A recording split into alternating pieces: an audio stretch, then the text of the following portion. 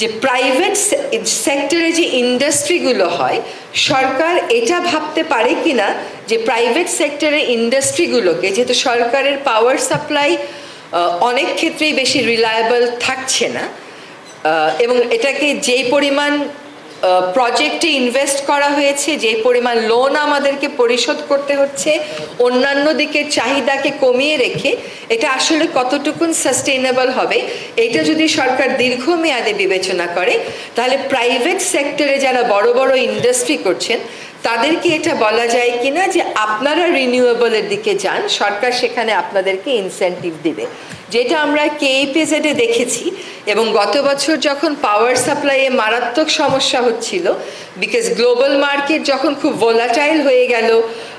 জিনিসপত্রের দাম বেড়ে গেল, সরকার ইম্পোর্ট করতে পারছিল না, তখন আমরা গার্মেন্টস সেক্টরকেও কিছু কিছু দেখেছি যে তারা তাদের গার্মেন্টস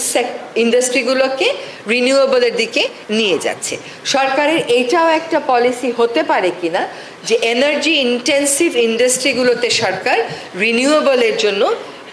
বলবে। আমরা এখানে বাড়তি জমির কথা বলেছি যে পাওয়ার প্ল্যান্টগুলোর অনেক বাড়তি জমি তারা অ্যাকোয়ার করে রেখেছে। আমি জানি যে কয়েকদিন আগে আমাদের জ্বালানি উপদেষ্টা এরকমই একটা অনুষ্ঠানে গিয়ে বলেছেন যে ওই জমিগুলোতে রিনিউয়েবল করা যায় কিনা এটা সরকার বিবেচনা করছে।